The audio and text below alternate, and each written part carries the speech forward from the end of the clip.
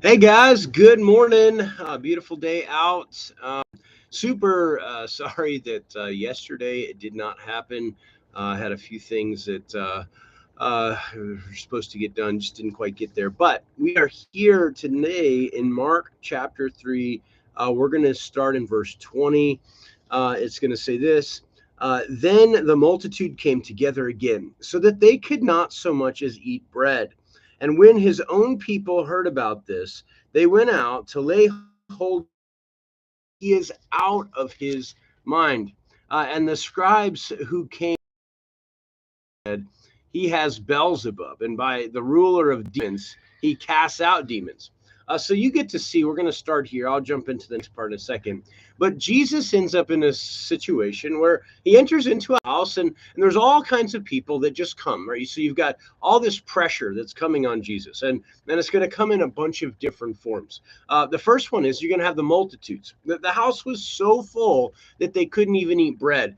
Everybody wanting to be able to either have an experience with Jesus, hear his teaching, be healed, whatever that might look like. The multitudes were pressing in, and the needs were a lot. And so we get to see there's always going to be, when we decide to serve the Lord and really put ourselves out there, there's going to be pressures from those who are hurting, those who do have needs, and those pressures are very real.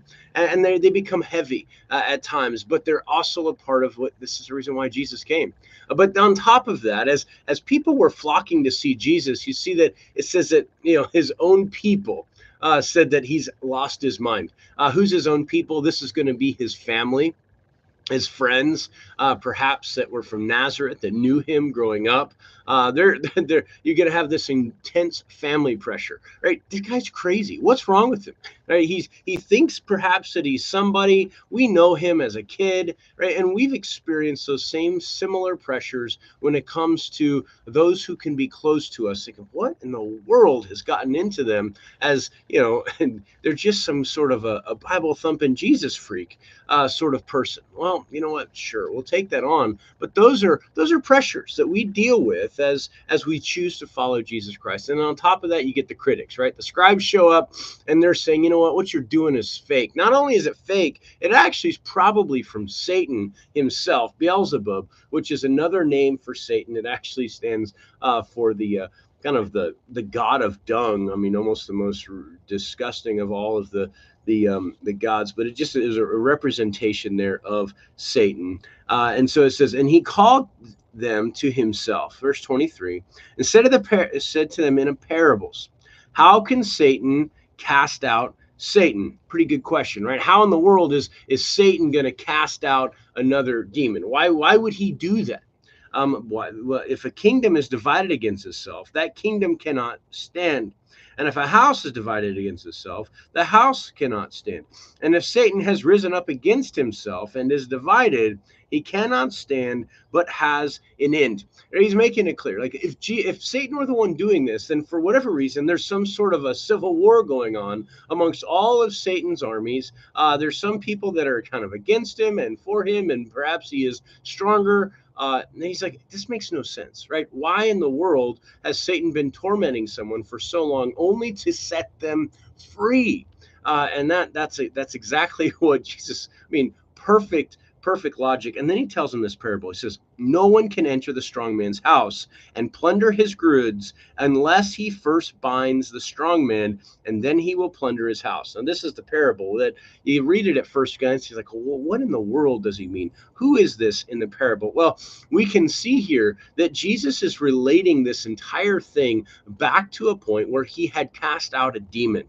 In another gospel, it says that this demon was mute, and we get to see that he cast him out, and obviously everybody knew that this had happened. So therefore, the scribes made this statement: "He must be from Satan if he's doing this, because of course he couldn't be from God." Um, and he says, you know what? No one can enter a strongman's house and plunder his goods unless he first binds a strongman, and then will plunder his house. And people might think, well, who's the strong man here? Well, we get to see that at the end of the day, the strong man ultimately is talked about being bound and plundered. So in this scenario, what is Jesus saying that he just did by freeing this man free?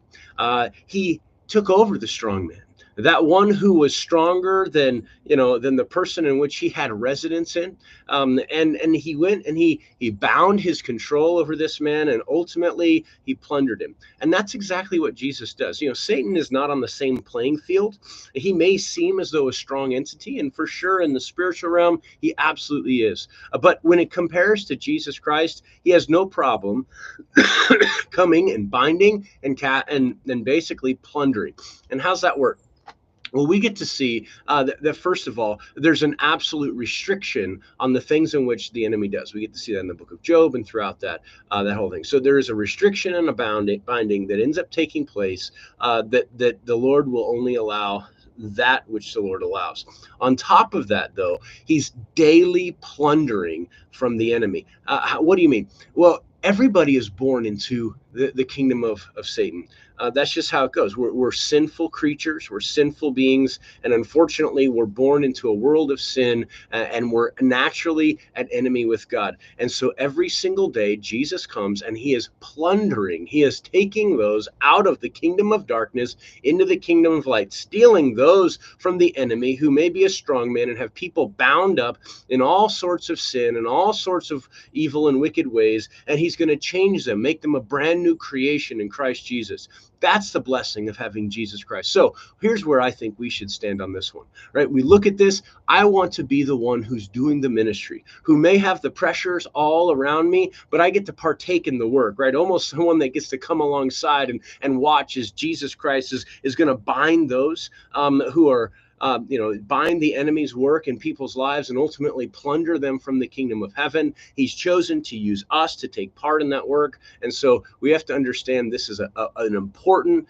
and significant work for us all to partake in. And we have a power that is far greater than anything that this world has. And that's going to be the very work of Jesus Christ, the finished work on the cross. And that can bind the work of an enemy in someone's life and be able to set them free, set them captive by plundering the very work that the enemy has tried to do. So love you guys. God bless you all. And we will see you tomorrow morning.